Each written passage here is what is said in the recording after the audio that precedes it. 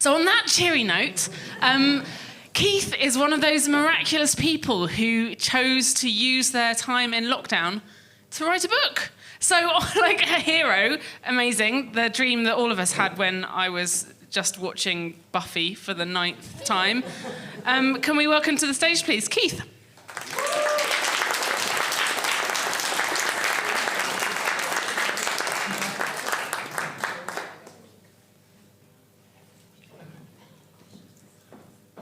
So I want to make one thing perfectly clear. Even though there is a Kinder Surprise on that slide, and even though people keep saying that I've written a book about Kinder Surprise eggs, I neither like nor am particularly interested in Kinder Surprise eggs. I'm actually interested in something that's inside Kinder Surprise eggs. And I'm not talking about the chocolate, and I'm not talking about the toy. By the way, I don't have a sweet fairy or whatever that is.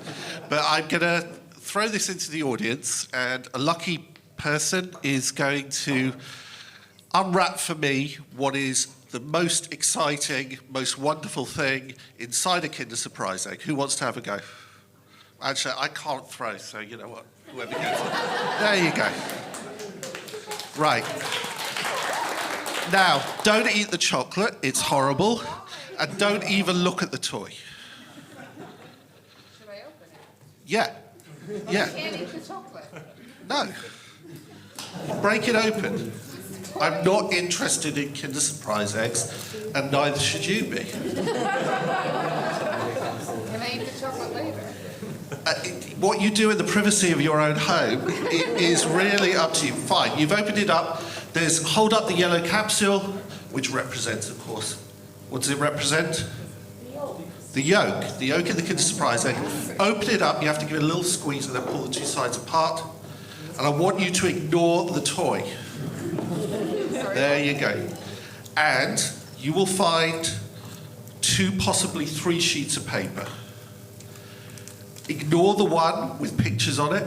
Oh my God. And hold up what you're left with. That's right, you are left with this wonderful thing. Don't eat the toy.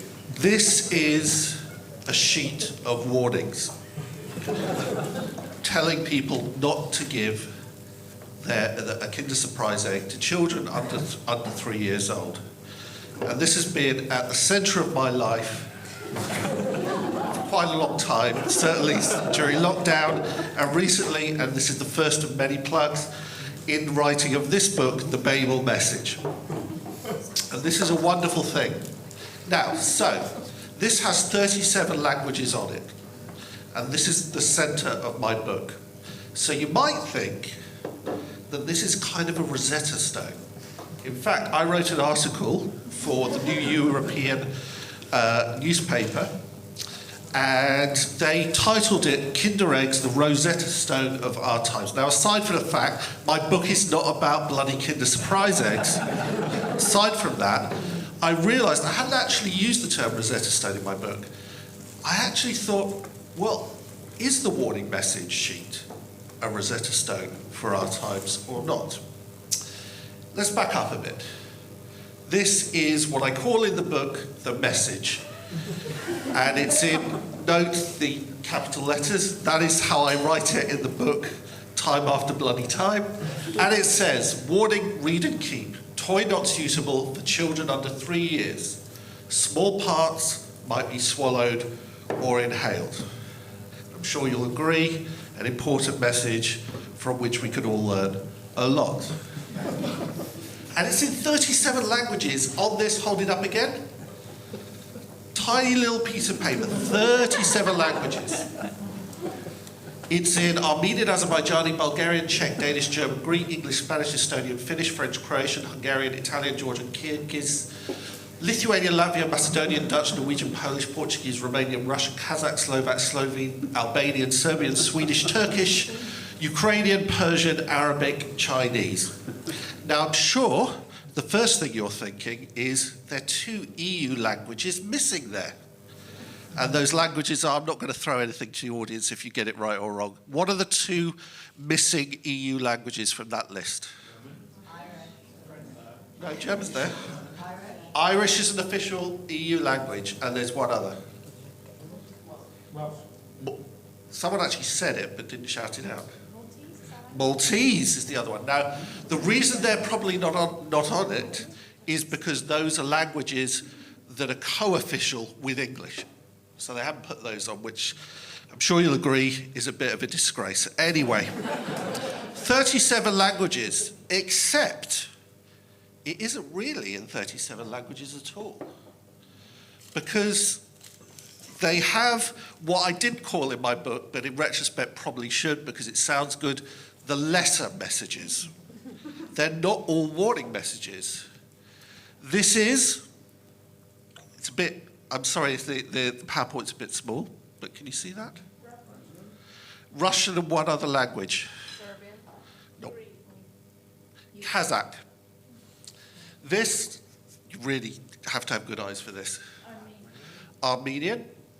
This, Kyrgyz, well done. And this, Ukrainian, well done. We have a champion here, but I don't have any sweets to give out at this stage. These are not warning messages at all. These are, if I thought about it, I'd put a translation up here, but I've forgotten.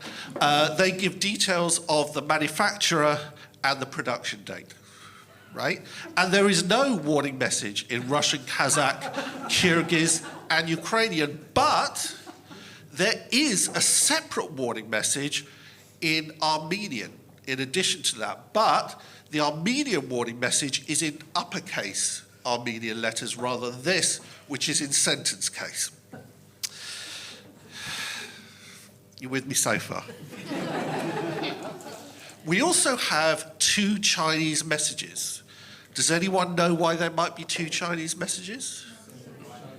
Oh, people are, well, no. One is in tradition. No, they're both in Mandarin. In fact, they are identical.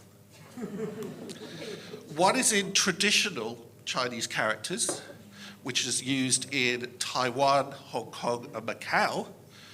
And below that is simplified Chinese characters, which are used in the People's Republic of China and in Singapore. And you can actually look, I know it's a bit distant, you'll see there are less strokes in the bottom one.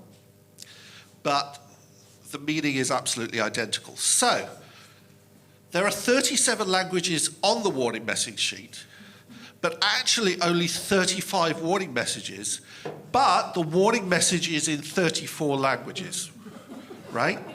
And on that, I'm sure we can all agree. So back to this Rosetta Stone idea. One of the things I've discovered is that the messages are in fact not all the same. So the French message reads, attention, à lire et à conserver, les petites pièces pourraient être avalées ou inhalées. What's different between that and the English message? It doesn't say about the children under 3. It doesn't say, it omits the middle sentence. There's another difference as well that is actually more conceptual and actually quite interesting. Can anyone think of what that was? It's not saying that Troy is unsuitable. Well, that depends on how you translate it, but there's actually a bigger difference here, which is the difference between this warning. Actually, there's a laser pointer here somewhere. I don't know how to use it. There's actually warning and attention. Now, warning is kind of a tautology. Warning is a weird word to put on a warning because it basically says, this is a warning. It draws attention to itself. Whereas attention draws attention to the purchaser of the product. It reaches out. The warning reaches in. Now, words similar to attention appear in all the Romance languages, so that's also Italian, Spanish, Romanian, and Portuguese. But there are also a number of other languages that also use the word attention, warning, so they're kind of split. Words that translate to warning are on some of them. Words that translate to attention are on the others. Also, going back to the toy under 3, the middle sentence there, they're only on 6 warning messages. Only on 6 warning messages. There's other stuff as well. I mean, there's a lot of other stuff. We're only halfway through. If you look, the German one then actually ends the first bit with the word Warnhinweis, which means warning message, even more tautological than the word warning, and it has an exclamation mark afterwards. And there are other differences too. There are differences in the way it's been typeset. You'll see the word attention there and the word warning there is in capital letters. But if you look at the Danish there, the word adversel, which translates to warning, is in lowercase or sentence case. Now, why is this? I don't actually know. But what I do know is that there's also an error, at least one error on the warning message sheet. What language is this? What? Oh, sorry. Yeah. This is, funnily enough, Estonian. Now, if you look at the O there, you will see there is a little diacritic, a little accent, that bisects the left wall of the O. Now, this is a diacritic that doesn't exist in any language whatsoever. And it gets worse. You also see that on the letter O there, and there, they've put a straight line above it. Now that's called a macron, and it does exist in a number of languages, as everyone knows, Latvian in particular. But it doesn't exist in Estonian. You can see on the right there what it actually should look like. What you've got on the O is something that's a distinctive sign of Estonianness, which is a tilde, which you'll know on the word España or Español over the O. So I managed to correct that historical wrong. I also managed to track down Estonian Kinder eggs are administered out of the Polish office of Ferrero, the company that makes Kinder Surprise, and of course I contacted them. And I'm hoping against hope that if you can check actually the one, because I only bought that Kinder egg today, if you can check whether the error's still there, if they've corrected it, then I've changed history. I also invited the Estonian ambassador to my book launch a couple of weeks ago, as I thought partly because the book, the Kinder eggs are made by Ferrero, and you know, the ambassador's reception. But he didn't reply to my email, unfortunately. There's also a mystery here in the relationship between Azerbaijan and Armenia. Now, those are 2 countries that have fought wars, most recently last year. And in fact, as we speak, border tensions are hotting up. But they have a weird commonality between them, and it might be difficult to see it. And something very weird in the Armenian, that's Azerbaijani, that's Armenian. They're both in inverted commas, right? The Azerbaijani one is actually, they use what's called a guillemot, that some people might know from French. It's basically an inverted comma. So why are they inverted commas? Is this kind of like an ironic distancing?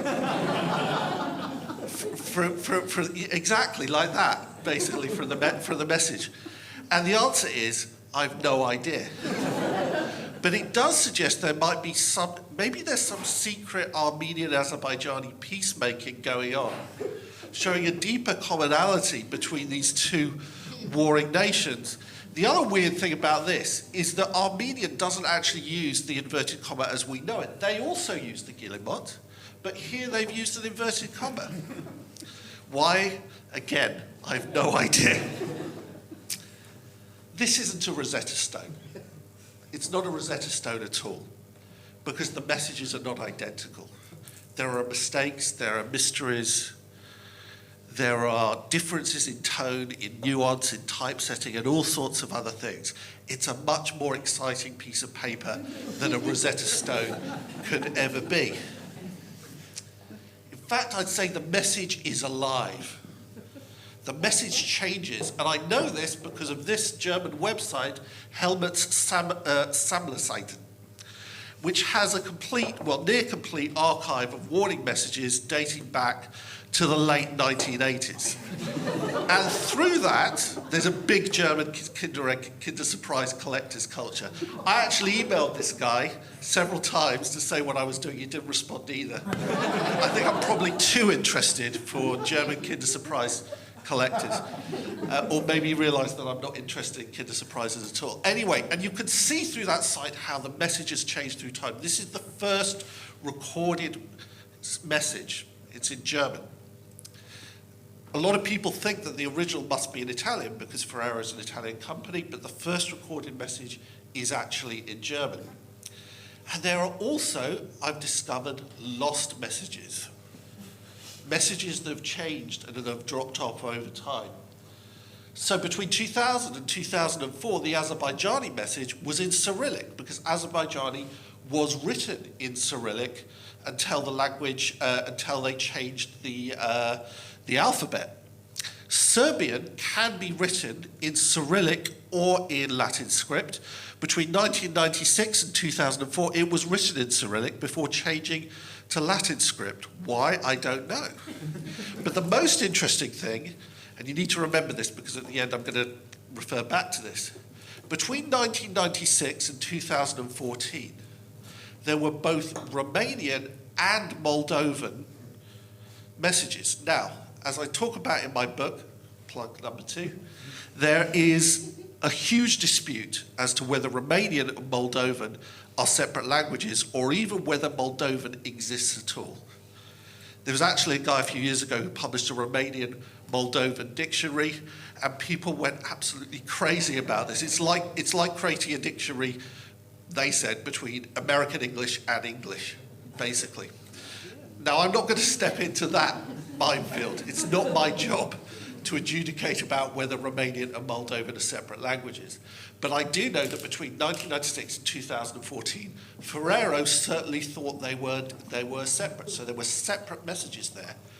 But in that year, they were combined. And if you look on the message sheet today, you will find on side 2 that there is one message marked RO-MO,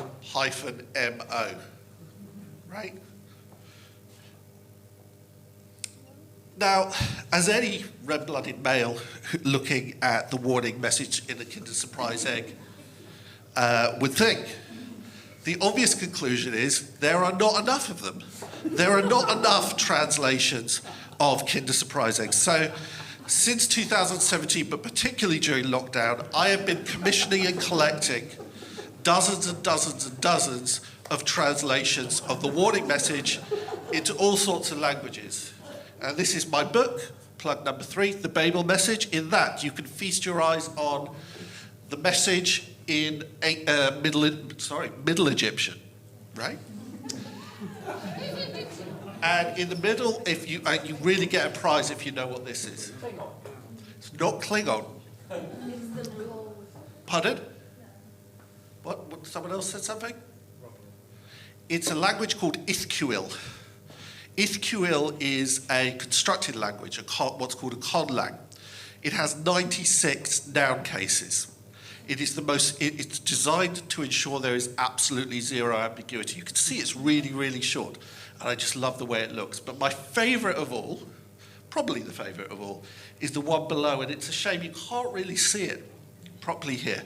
That is Dzongkha, which is the language of Bhutan, and it's written in Tibetan script. And it's beautiful. It doesn't matter to me that the content is completely mundane. It's beautiful. And that's what I discovered through this project, and this is the serious bit. There is joy to be had in contemplating the languages we do not understand. There is joy in the human ability to make different sounds, to write different things on the page. And there is joy in the fact that translations do not exactly map onto each other. That of the crooked timber, etc., of humanity, no straight thing can ever be made. And that's the thing that started me on the journey was the warning message in Kinder Surprise eggs. Now, I do have a few to sell, but there's, just to tempt you, if you buy a book, I will let you touch this, which is a printout of the message in Braille, on a Braille printer. In actually two different kinds of Braille, to be exact. One is condensed Braille and the other one is contracted and non-contracted Braille. I will also let you touch my prized possession, which is a warning message from about 1990. It's quite unclear quite how old it is. Right? I bet none of you have got one of those. But I'm also going to give one for free. Now here's the thing. Just occasionally, you can be very, very lucky and find a Kinder Surprise that has Moldovan in it. It's left over from 2014. Not like it's an old Kinder Surprise egg, but some Kinder Surprise eggs have a second set of warning messages in because they need a little bit more explicitness about a particular sort of toy. And some of those still feature Moldovan. So, is there a second piece of paper in yours with Moldovan in? If there is, I'll give you a free book. Yeah, there is. No. All right, so I'm going to throw one other into the audience. If you've find Moldovan in there, I will give you a free book. Right, okay.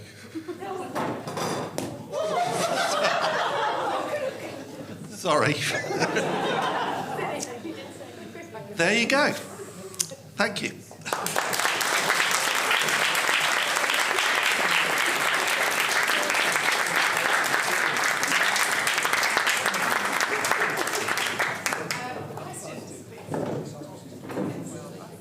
Do I take it myself? Okay. I'll go left to right. Yes. You. Are they not sold in, for instance, Japan? Are they not sold in Japan? Well, funnily enough, by the way, I call the website I showed you, I call it in the book the Codex, because it's the ultimate resource on Kinder Surprise eggs. There used to be Japanese on the warning message sheet. There isn't anymore. The reason for that, I'm not sure about. There is a separate warning message sheet found in some Asian countries featuring Korean, Vietnamese, Indonesian, Malaysian, but not Japanese. It's possible they are no longer sold. There is, of course, the worst thing in the world that is for sale in countries that do not sell Kinder Surprise eggs. I barely dare mention it. The Kinder Joy, if anyone knows what a Kinder Joy is. Just forget I said anything. Basically, Kinder Surprise eggs are famously not for sale in America because American regulations mean you cannot sell an edible object with an inedible thing inside. So Ferrero, because it's a massive market, created the Kinder Joy, which has a hard shell and then splits into two halves, one of which contains it's really revolting chocolate paste, it's horrible, and the other side contains the toy. So that's how they got around it. And I think in some parts of the world, they are pushing the Kinder Joy over the Kinder Surprise. And the world's going to hell in a handcart. Does that mean it has a warning? Does that mean it does have a warning? But it's not multilingual. Yes. I studied languages at university as well. I love them, but I never would have thought about studying a Kinder egg. So what made you kind of do it, and also what did you do with all the chocolate? What do I do with the chocolate? So it comes from basically, my kids are now in their teens, but when they were little, a Kinder Surprise is a good way to shut a kid up for a few minutes. And I started noticing not just the warning messages and just that there were languages there that you just never see. There's Georgian. You never see Georgian on product information. But I also have other loves. I like Kleenex boxes used to have them, but they do weird things like they create one combined Scandinavian one because Swedish, Danish and Norwegian are very similar, and they just do the odd alternate word, and frankly, that's a bit weak to me. Toothpaste occasionally does the same. Does that answer your question? Sort of. Yes. I'm interested in the Braille message. Yeah. So, is there one inside a Kinder Egg? No, there is there a Braille message inside Kinder Eggs? No, there isn't, but there probably should be. There is Braille messages on the outside. Most medicine that you buy these days will have Braille outside it. And that's why it's very useful. I didn't know this before I started this, but I contacted an expert in Braille who's blind herself, and she told me there are two forms of Braille. There's contracted and uncontracted. Uncontracted Braille is basically one letter, one character. Contracted, they use various shorthands, and that means that they can pack in quite a lot of information in a very small place. There are probably practical difficulties in putting it on the warning message, because it has to be folded up very small, so it's got to be on a very flimsy piece of paper. And you can't put it on the outside because it's foil and it's very thin. That's not an excuse. You could mould it into the chocolate. I did actually ask my publisher, could you put, because they've got loads of languages on the cover, including Braille, and I asked them, could you actually put Braille on the cover? And they did investigate it, but they didn't investigate it very hard. It's possible, but it costs money and it's quite complicated to actually do. Yes, you. I'm just wondering, do you think you're the only person in the world who actually took the message to read and keep? Well, I'm probably the only. Well, it's interesting. I'm not the only person who took the. Am I the only person who took read and keep literally? I'm not the only person who took keep literally, because they do exist. There are various elements of the Kinder Surprise collectors community. They collect different things. So they're the foil collectors, who are frankly everyone thinks a bit weird because they're incredibly difficult to get off without just completely breaking them. And there is a guy called I was trying to track down for ages, I think his name's Hans-Jorgen Strastadt, and he lives in Kiel in Germany. And I tried to track him down because he had a huge collection, because he's the source of what I call the codex. But then I found someone else, and he wouldn't respond to me. But somebody else told me he's actually sold his collection now, and I think, to who? But the interesting thing, and this says actually something interesting about collectors' culture, on this incredibly comprehensive site that catalogues absolutely everything you can think of in Kinder Surprise eggs, they haven't actually read them properly. So they don't say, so for example, there's Arabic and Farsi on the message, right? And the way they catalogue it is Arabic message 1, Arabic message 2. And the two Chineses they call Chinese 1, Chinese 2. They haven't even realised that some of the messages are actually not warning messages at all. So there's a certain aspect of collector's culture that is almost blind to the content itself. So yeah, I'm probably the first person to ever read them. Can I give you a question from the internet? Sure.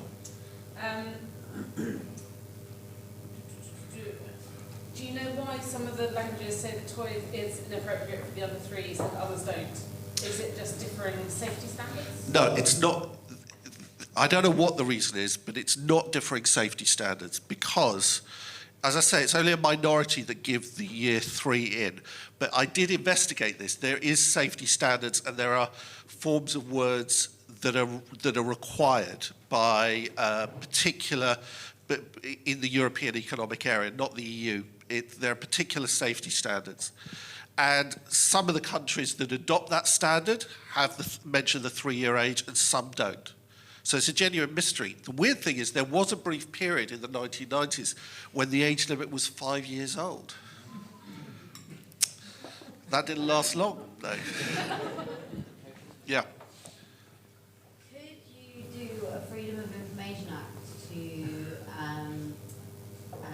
Bueno and ask them Ferrero. And ask how many children do choke on this?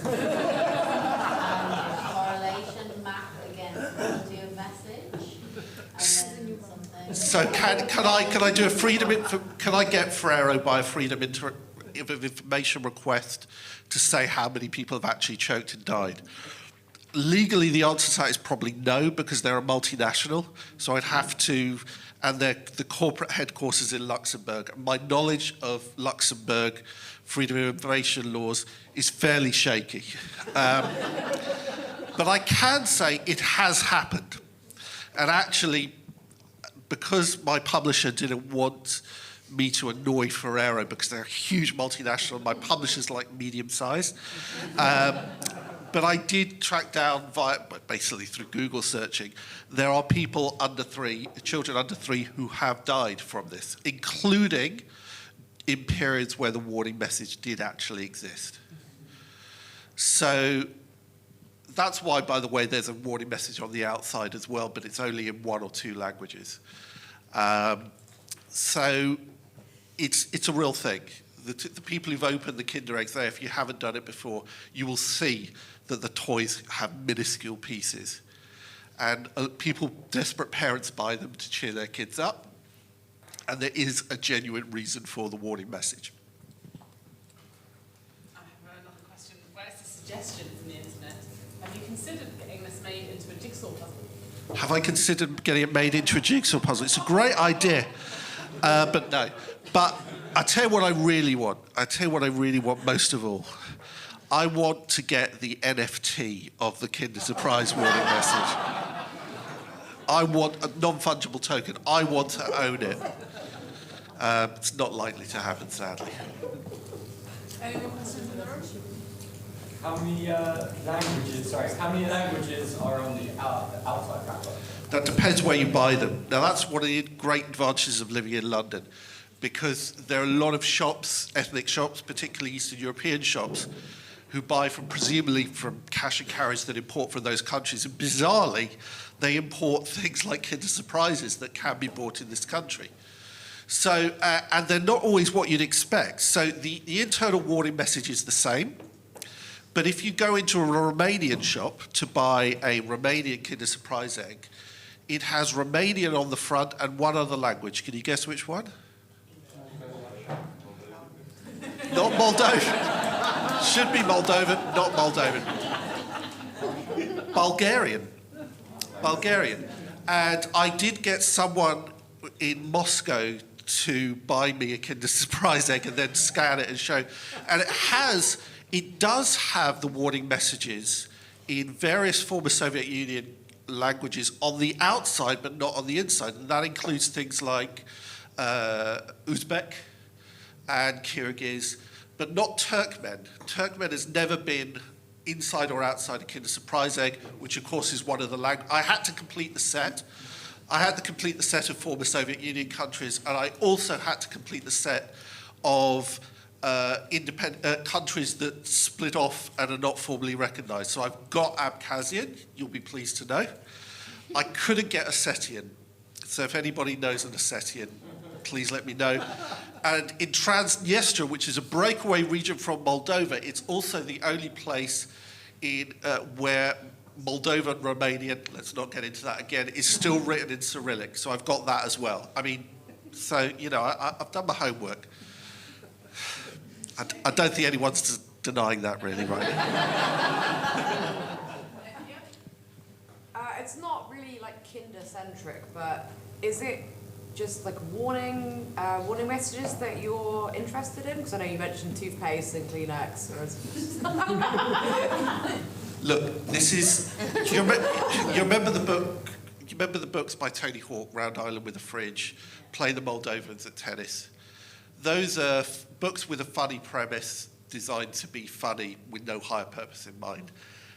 Surreptitiously, my book actually is quite a serious book. You wouldn't think it, but it's actually quite a serious book. It's a book about. I'm a sociologist by training, and the last 2 books I wrote were about very serious, difficult topics. One was about anti-Semitism, the other was about denialism. And I was quite a dark place, and quite pessimistic about how we deal with the diversity of the world, how we deal with the fact that there are people who are different to us, because we seem to be getting worse and worse at it. And in lockdown, I wanted to do something joyful. And it struck me that one thing we can absolutely celebrate without reservation, one kind of diversity that we should shout from the rooftops, is linguistic diversity. And it's also something we need to fight for, because there's quite a lot in the book about endangered languages. So I have the book, I have translations into languages that are dying, and their activists are trying to keep them alive. So actually, this is actually a serious book. It doesn't seem it, and I've kind of leveraged the funnier aspects of it in this talk. But, you know, this means something to me, both as a sociologist and someone who is fairly active politically.